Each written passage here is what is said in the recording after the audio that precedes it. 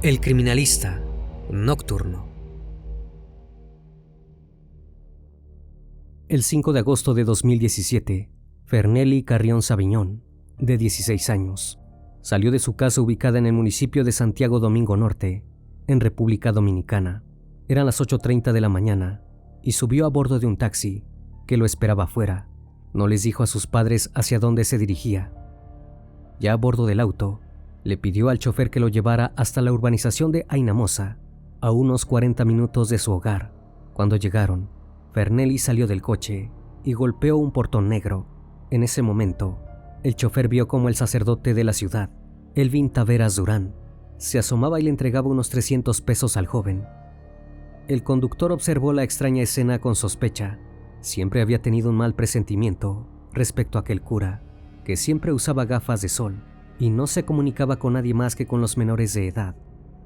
El taxista recibió el pago de su viaje por parte de Fernely y se fue rápido de allí, sin saber que sería el último en verlo con vida. El sacerdote y Fernely, quien era monaguillo en su iglesia, tenían una relación extraña, de la que nadie estaba enterado hasta que fue demasiado tarde.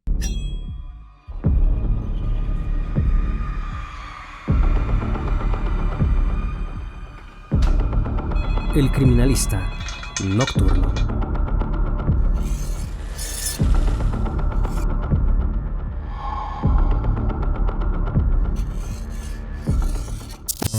Cuatro días agónicos pasaron sin que los familiares de Fernely supieran nada de su paradero. Sus amigos aseguraban que el día que el joven desapareció, había salido para encontrarse en secreto con el sacerdote. El hombre mayor supuestamente le iba a entregar un dinero. Los padres y otros familiares de la víctima automáticamente acusaron al cura de la parroquia de Santiago Domingo de tener algo que ver con su desaparición. Las autoridades se presentaron en el establecimiento religioso, donde el hombre se sintió acorralado. No pudo resistir la presión y confesó que había asesinado al menor. Fue así como la incertidumbre llegó a su fin de la peor manera. El cuerpo sin vida del monaguillo fue encontrado el 9 de agosto, cerca de Sabana Grande de Boya, a un costado de la carretera que comunica Villa Amella con la provincia Monte Plata, a más de una hora de su domicilio. El cuerpo fue trasladado a una oficina forense, donde finalmente fue identificado por su hermano. El sacerdote, Elvin Taveras Durán, acusado del hecho, fue arrestado y llevado a la penitenciaría de Najayo, en San Cristóbal. No se le hizo un interrogatorio sobre los hechos, sino una entrevista al momento de ser detenido, para conseguir la ubicación del cuerpo, debido a que no estaba acompañado por su abogado. Horas después del arresto, el criminal se quejó de un dolor en sus manos, por lo que fue trasladado al hospital. Allí fue curado de unas inquietantes heridas por mordeduras, que según se reveló al poco tiempo, habían sido hechas por una persona. Estas marcas, que pudieron haber sido clave para la investigación, no se especificaron si fueron infligidas durante su detención o antes. La idea de que hubieran sido provocadas por su víctima, en un intento de defenderse, pasó por la mente de las autoridades, pero lamentablemente no se habían percatado de si las tenía o no al momento del arresto. El párroco fue llevado de vuelta a la cárcel, donde debía cumplir prisión preventiva durante un año, hasta que comenzara el juicio. Durante ese tiempo, decidió mantener silencio de lo que ocurrió aquel fatídico día. La policía, a su vez, no dio ningún detalle del crimen a los medios. Este silencio desconcertante, tanto para los familiares de la víctima como para la comunidad, se produjo luego de una sospechosa visita que hizo una comisión de obispos. En esa reunión, pidieron a los investigadores no divulgaran nada del caso hasta que todo se resolviera. ¿Por qué la iglesia estaba al tanto de ocultar a toda costa los detalles del crimen? Hacía pensar que si la iglesia estaba moviendo sus hilos para que nada saliera a la luz, era por temor a que los atroces y perversos actos de uno de sus sacerdotes manchara la reputación de la parroquia. ¿Qué es lo que le hizo el sacerdote a su monaguillo? El silencio solo empeoraba las cosas. Aunque la iglesia intentó por todos los medios ocultar la verdad, información inquietante se filtró con el correr del tiempo en todos los medios. La mañana del crimen, el joven monaguillo había llegado a la residencia de su madre, donde también estaban algunos de sus hermanos. Durante el tiempo que estuvo con su familia, todo pareció normal. Charlaron, se rieron y se pusieron al día. Resultaba que no todo era lo que aparentaba, y en la vida del joven había secretos. Algo extraño ocurría entre él y el cura, de 41 años, que constantemente le estaba dando dinero. Nadie estaba enterado y el sacerdote quería ocultarlo a toda costa bajo llave. Todo cambió cuando supuestamente el joven empezó a publicar fotos en las redes sociales con su nueva novia. Esto había desatado celos oscuros y peligrosos en el hombre mayor, que lo llevaría a planear un crimen atroz. Fue así que Fernelli y el cura acordaron verse aquella mañana del 5 de agosto en la parroquia de la Santa Cecilia. Cuando el adolescente llegó a bordo del taxi, ambos ingresaron al lugar y tuvieron una discusión que escaló rápidamente y terminó de la peor manera. El cura le propinó un martillazo en la cabeza al joven y el golpe provocó su deceso inmediato. Luego del hecho, el sacerdote Taveras Durán ató de pies y manos a Fernelli, lo envolvió en una manta, lo subió a la parte trasera de su coche y lo llevó a unos matorrales, donde lo lanzó como si se tratara de una bolsa de basura. Hasta ese momento, Tavares pensó que había sido el crimen perfecto y que Dios estaría de su lado. Un día después, habiéndose deshecho del cuerpo y limpiando las pistas de su crimen, el asesino continuó con su vida, con total y siniestra normalidad. A las 10 de la mañana, llamó a su hermano y tuvieron una conversación normal. Luego, media hora después, llegó a su casa, bebió café, comió y continuaron con la conversación. Poco sabía su hermano que ese hombre sonriente y tranquilo le había quitado la vida a un chico hacía tan solo unas horas. Ese mismo día, Taveras dio una misa ante la mirada de miles de creyentes que asintieron con la cabeza y dijeron amén a todas sus oraciones sobre el amor al prójimo y hacer el bien en el mundo. El doble rostro del sacerdote era inquietante. Todos creían en su palabra, sin saber que había cometido uno de los peores pecados en la tierra, convirtiéndose en un criminal frío y despiadado. Elvin Tavera había dedicado una gran parte de su vida a la Iglesia Católica, donde muchas veces repitió el mandamiento divino que dice no matarás. ¿Acaso nadie lo vio venir? Los familiares del criminal, a pesar de las evidencias, no creían en nada de lo que estaba diciendo en los medios. Incluso algunos vecinos de la comunidad decidieron defenderlo, incapaces de aceptar que el sacerdote pudiera hacer algo así. Sus parientes dijeron que desde niño había sido muy tranquilo, obediente, estudioso, inocente, amoroso y atento. En su juventud solamente se dedicó a estudiar, un muchacho correcto, sin ningún tipo de maldad, y que nunca se había vinculado en ningún problema, según ellos, gracias a Dios. Siendo el séptimo de 12 hermanos, desde niño Taveras mostró su amor por la iglesia y había pedido él mismo a sus padres que le compraran una Biblia.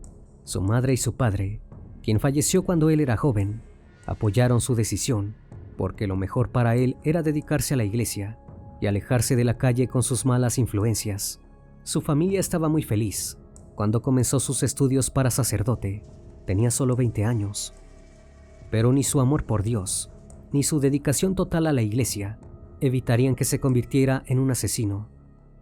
Tiempo antes del crimen, el clérigo había revelado a uno de sus hermanos que un muchacho lo estaba mortificando, atacando y presionado, pero el hombre no le dio tanta importancia a esta confesión. Luego de los hechos, se lamentó de no haber tomado esa información en serio. El hermano del criminal culpó al diablo por no haber hecho algo al respecto. Pensó que si hubiese actuado a tiempo, habría pedido a la iglesia que le hicieran un traslado para así alejarse del supuesto extorsionador. Lo que no sabía era que el verdadero villano de esta historia era su propio hermano. El informe forense reveló que el monaguillo falleció a causa de 2 martillazos contundentes en la cabeza y que además fue asfixiado y degollado con un arma blanca. Luego de la necropsia, los restos fueron entregados a sus familiares y sepultados en el cementerio municipal de la ciudad. El sepelio se produjo con la asistencia de decenas de personas, muchas de las cuales reclamaron a gritos por justicia. Hubo una caravana de jóvenes en motocicletas, con botellas de cerveza en las manos, que rociaron esta bebida sobre el ataúd. El crimen del joven monaguillo en manos de un hombre de la iglesia, causó revuelo e indignación rápidamente. La Arquidiócesis de Santo Domingo anunció públicamente la suspensión del sacerdote Elvin Taveras Durán en cuanto se hizo público el crimen. A su vez, manifestaron su disposición a colaborar con las investigaciones del caso y el proceso judicial. Acompañaron en su dolor a la familia de Fernelli, pidieron perdón y les dedicaron oraciones. Los familiares de la víctima celebraron la medida de la arquidiócesis de suspender al sujeto y pedir perdón por el hecho. Según la familia, esta medida demostró que no todos en la institución religiosa eran iguales y les devolvió la confianza en buscar justicia. El crimen fue un duro golpe para la religión católica en el país latinoamericano. En misa, pidieron a los concurrentes no desviarse del camino y poner la mirada en Jesús para vencer las tentaciones del demonio. Según el capellán de la policía, el problema no era la iglesia, sino el pecado. El obispo de la diócesis de Bani, Monseñor Víctor Masalles, dijo en su cuenta de Twitter que se unía a la oración, al dolor y al clamor de justicia de la familia y de toda la sociedad. En tanto, el sacerdote Rogelio Cruz manifestó que el criminal tenía que caerle todo el peso de la ley, debido a que afectó la imagen de la iglesia y manchó la reputación de los sacerdotes. La víctima había prestado servicios como monaguillo en el templo donde ocurrió el crimen, pero resultaba que el sacerdote no pertenecía a esta iglesia, aunque había oficiado allí 3 misas. Fue en una ocasión en el que el clérigo oficial había estado fuera del país. Su parroquia real era la de Santa Cecilia. El poco tiempo que el religioso estuvo en esa comunidad, se había manejado con respeto y, según decían los fieles, era una maravilla dando la misa. Una autoridad de la iglesia manifestó que no había tenido problemas con sacerdotes anteriormente y desde hacía años tenían prohibido a los jóvenes subir a la residencia de estos. Pero sus medidas de prevención no pudieron evitar el trágico final del joven monaguillo. Ahora, sus seres queridos esperaban todo el apoyo de la iglesia y que la justicia dejara tras las rejas para siempre al sacerdote. Cuando se realizó el peritaje en el lugar de los hechos, ni el martillo ni el arma blanca utilizados en el asesinato fueron encontrados. Hasta el día de hoy, sigue siendo un misterio qué pasó con las armas, debido a que el sacerdote jamás lo reveló. Las autoridades no descartaron la posibilidad de que pudiera haber más involucrados en el hecho. Además, investigaron si había otras posibles víctimas del clérigo. La realidad era que no tenían indicios de que más personas estuvieran involucradas en el asesinato, pero debían contemplar todas las hipótesis. Por parte del acusado, por primera vez respondió preguntas a los medios de comunicación cuando era trasladado al juicio, que comenzó el 15 de junio de 2018. Rodeado de periodistas, se declaró inocente del asesinato. La defensa de la familia de la víctima inició una demanda civil en contra del Arzobispado de Santo Domingo y pidió una indemnización de $1 millón, unos $17,000. El abogado dijo que el 50% del monto de la indemnización será distribuido entre instituciones a favor de la niñez como UNICEF y CONANI. El otro 50% iría como preparación de los daños causados a la familia. A lo largo de la jornada, el sacerdote escuchó uno a uno los testimonios de los peritos y los testigos, que aportaron una multitud de testimonios demoledores en su contra. El taxista, que fue testigo del encuentro secreto aquel fatídico día, fue quien aportó a los investigadores las primeras evidencias que los llevaron hasta la casa curial donde Taveras Durán asesinó al monaguillo. Según quedó demostrado en el tribunal, entre el sacerdote y el monaguillo existió una relación homosexual oculta que desembocó en un río de sangre. Todo se habría precipitado cuando el joven intentó chantajearlo con la exposición pública de un video comprometedor. A cambio de su silencio y discreción, le habría pedido una cierta cantidad de dinero. Los familiares de la víctima estaban horrorizados. La madre del monaguillo se lamentó de haber confiado en el sacerdote y por permitir que éste entrara a su hogar en varias ocasiones. Niños y adolescentes de la residencia de la parroquia de Santa Cecilia, que estaba ubicada cerca de la casa curial, donde residía el sacerdote, habían recibido dulces por parte del religioso y a veces dinero. Todo esto había provocado que los padres se pusieran en alerta. Una madre manifestó que no le había molestado que les diera regalos a sus hijos de 7 y 9 años, pero que cuando llegaron con dinero, y le dijeron que había sido el cura quien se los dio. Se molestó y fue a enfrentarlo. Le devolvió el dinero y le prohibió entregar más golosinas y dinero a sus hijos. El padre de las golosinas era como llamaban los niños y adolescentes al sacerdote Taveras Durán, quien no resultaba confiable para muchos de los padres. Otro testigo manifestó que el sacerdote nunca le había parecido confiable, porque siempre andaba con gafas negras, casi nunca saludaba, y cuando lo hacía, no miraba a los ojos. El sacerdote Taveras Durán fue acusado de abusar íntimamente durante varios años y de forma sistemática de Fernely Carrión Saviñón y de asesinarlo después de una discusión. La defensa esperaba que fuera sentenciado a cadena perpetua. El Tribunal Judicial de Santo Domingo consideró suficientes las pruebas aportadas que acusaban al sacerdote de haber dado fin al joven monaguillo. Antes de escuchar la condena, el sacerdote tuvo la oportunidad de tomar la palabra y cuando lo hizo, dijo estar convencido de que un día se arrepentiría de corazón frente a los seres queridos de su víctima. Pidió perdón a la familia, a la sociedad, a la iglesia, a su propia familia y a la gente que lo amaba.